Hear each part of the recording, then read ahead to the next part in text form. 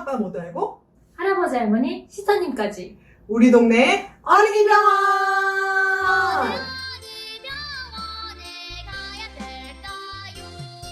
선생님, 우리 채널을 보시는 분들은 다 육아에 대해서 관심이 많으시고 공부를 하는 자세를 가지고 계시는 분들이잖아요. 네.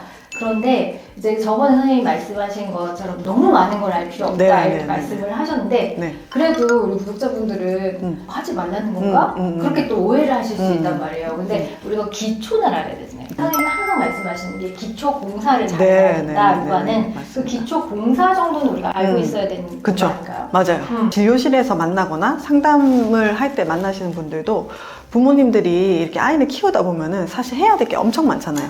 이제 나이가 또 들면 공부도 시켜야 되고 뭐 다양한 게 할 게 너무 많으니까는 엄청 노력은 하시는데 들여다보면은 그 부모 역할 중에서 기본기를 잊어버리시는 거죠. 그래서 부모의 역할에 대해서 오늘은 얘기를 해보려고 합니다. 4가지 말씀드리겠습니다. 근데 오늘은 그 의식주 이 얘기는 안 할 거예요. 너무 기본이잖아요. 그거는 그것까지 안 하시는 분은 여기는 없을 것 같은데. 만약에 그 의식주를 잘 내가 못 해주고 있다. 이거 끄고 일단 의식주 하러 가셔야죠. 오늘은 이 의식주는 빼고 약간 정신, 심리, 사회적인 부분, 이 부분에 관한 부모의 역할 4가지를 말씀해 드리려고 합니다.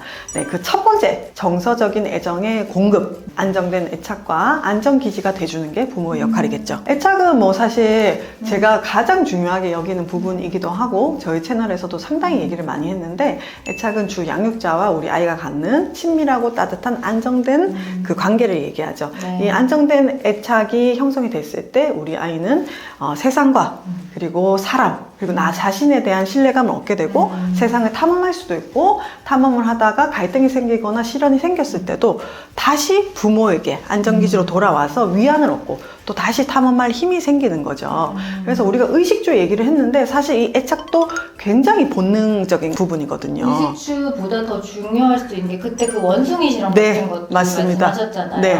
천 원숭이와 철 원숭이를 두고 새끼 원숭이들이 어디로 가는지를 봤는데 이 철 원숭이는 우유를 갖고 있었어요. 대신에 이 천으로 만든 원숭이는 우유는 없는 대신 따뜻하게 이제 천으로 감싸주는 걸 만들어놨는데 엄마같이. 근데 이 새끼 원숭이들이 우유 먹을 때 빼고는 다 이 천한테 가 있어.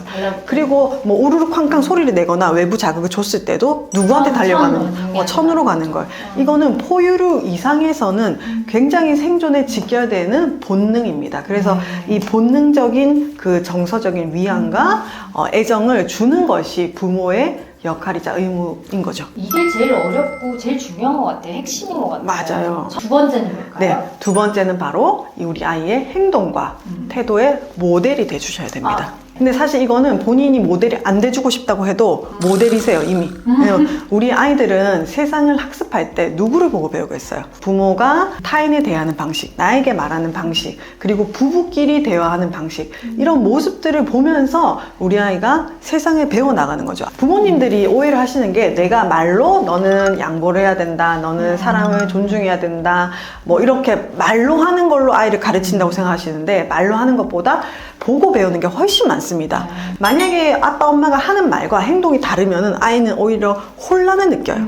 또 정말 중요한 것 중에 하나는 그 말하는 태도나 그 방식, 그리고 갈등을 해결하는 방식, 그리고 감정을 표현하는 방식, 이런 것들도 굉장히 중요합니다. 그 다음에 세 번째는 생활 경험을 제공을 해줘라.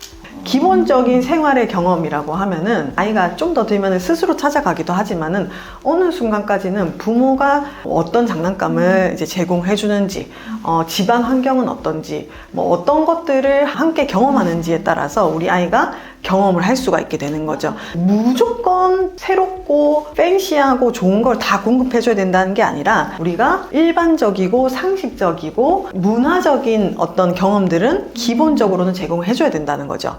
예를 들면은 생일 파티를 거대하게 하시라는 게 아니라 오늘은 생일이고 누가 태어난 날이다. 그러면은 그 사람의 생일에 대해서 우리가 한번 기억을 해준다. 크리스마스, 설날, 뭐 추석, 명절, 그다음 뭐 석가탄신일도 될 수 있고 뭐 이런 기본적인 명절들 있잖아요. 근데 종교를 떠나서 우리가 기본적으로 사회 구성원으로서 경험하는 것들은 알려는 주시는 게 좋죠. 기관에서 어느 정도 또 챙겨주기도 맞아. 하잖아요. 절하는 것도 네. 배워주고. 근데 이제 그런 것들을 기관에만 맡기지 마시고 우리 가정 내에서도 다양한 경험을 하게 해주시고 이제 한 두세 돌까지 부모님이 아이를 키우시는데 아이에게 장난감을 거의 사주신 게 없으신 그런 경우도 있었어요. 또 아이의 어떤 그 발달을 위해서는 기본적인 놀잇감들은 조금씩 제공을 해주시는 게 뭐 꼭 값비싼 게 아니더라도 필요하죠. 기본적인 어떤 경험할 수 있는 것들을 제공을 해주는 거. 그러면 이제 이 아이가 여러 가지 탐험을 하고 또 그거를 이제 숙련하는 과정을 거쳐서 지능 개발도 하는 거죠. 그리고 이 과정에서 계속 대화를 해줘야 되는 거죠. 네. 상식적인 선에서 다양한 것들을 제공해 주는 것이 우리 아이가 세상을 좀 더 넓게 보고 발달을 하고 호기심을 가지게 하는 부모 역할일 것 같습니다. 자, 그러면 이번 마지막 네 번째 부모 네. 역할인데요. 이 역할은 사실 상당히 중요한 역할인데 뭐죠? 요즘 부모님들이 안 하려고 하시는 경향이 있어요. 뭐냐? 혼내는 거? 혼내는 거 아니죠. 바로 훈육입니다. 이 훈육을 통한 이 아이의 행동을 쉐이핑, 만들어 나가시는 게 부모의 역할 중에 하나입니다. 근데 요새 훈육을 안 하려고 하시는 경향이 있나요? 그쵸. 방금 선생님 말씀하신 것처럼 혼내는 거라고 오해를 하시면은 나는 훈육 안 할래. 나는 무서운 부모는 되지 않을래. 나는 우리 아이의 자율성을 존중할래. 이런 좋은 생각들이 있는데 이 생각과 훈육의 개념을 약간 이제 혼동하신 거죠. 훈육이라는 거는 기본적으로 이 아이를 교육하고 길러서 점점 더 옳은 방향으로 이끌어 나가는 것을 얘기합니다. 오히려 교육과 비슷한 거죠. 우리 아이들이 세상에 처음 태어나서 뭘 알겠어요? 옳고 그름을 어떻게 알아요? 이 사회적인 규칙이 뭐고 규범이 뭐고 좀 더 옳은 도덕은 뭐고 내가 해서는 안 되는 행동은 뭔지에 대해서 우리 아이들이 잘 알지 못해요. 그러면 그거를 알려주고 행동을 조절해주는 역할이 누가 하겠어요? 부모가 해야죠. 네, 바로 부모님이 하셔야 합니다. 아무것도 모르는 아이는 사실 죄가 없죠. 누구를 때리면 안 된다는 거를 어렸을 때는 모르잖아요, 아기 때는. 근데 그 행동을 알려주는 것이 부모의 역할이고, 이 우리 아이의 행동에 어떤 식으로 반응을 하고, 어떤 것들은 강화해주고, 또 어떤 것들은 반응을 안 함으로써 이 아이의 행동을 만들어 나가는 게 바로 부모의 역할인 거죠.